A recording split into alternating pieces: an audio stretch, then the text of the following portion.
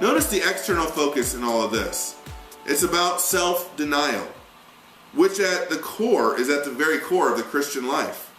This is the exact opposite of the sinner's prayer approach, where the focus is on the sinner and repairing what is wrong in his or her self-identity, so that he or she can be assured of the self-fulfillment of going to heaven when he or she dies. If salvation is undertaken at this kind of therapeutic act or self-fulfillment rather than the hospitality of self-emptying, it is an act completely at odds with how Christ directs one to live out the rest of Christian life. If, however, salvation is a self-emptying hospitality that begins with making room for God, it is the perfect prelude for a life of hospitality where one makes room for others in the name of Christ.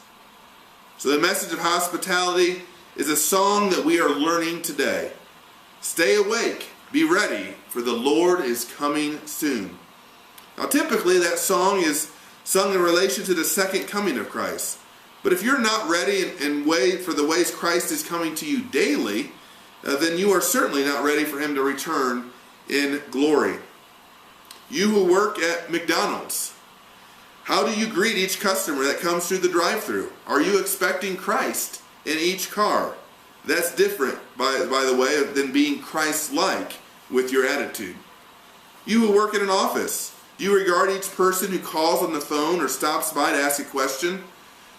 If you see someone lost or confused or angry, do you see that as an inconvenience, or do you see Christ?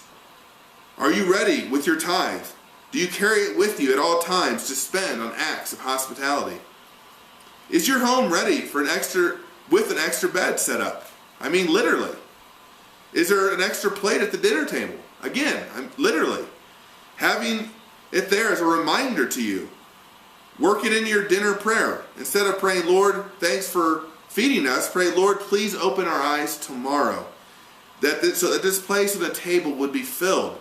Because you always give us enough of everything. Time, money, food, compassion to care for you. Do you pack extra food in your lunch? Do you have a restaurant gift certificates in your car, or in your wallet, or in your purse?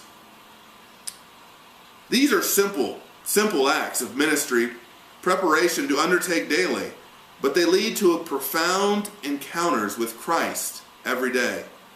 It is a foundational aspect of the Christian life that sadly few Christians ever experience, or experience only a few times in their lives as radical special events. John Chrysostom sharpens the question poignantly. How can you have a special room in your house for your car, but no special space for a wandering Christ? And every believer and brother, though they be the least of all, Christ comes to you. Open your house. Take them in. Whoever receives a prophet shall receive a prophet's reward. These are qualities that ought to be in those who welcome strangers. Readiness, cheerfulness, liberality. For strangers feel abashed, ashamed, and unless their host shows real joy, they feel slighted and they go away. And their being received in this way makes it worse than not have received them at all. Therefore, set aside a room in your house to which Christ may come in. Say, this is Christ's room. It is set apart for him. Even if it is very simple, he will not disdain it. Christ goes about naked and a stranger.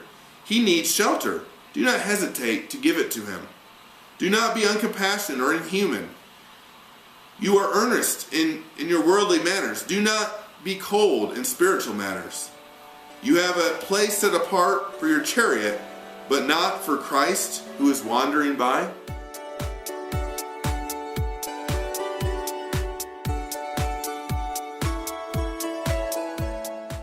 Hear the word, do the word. .w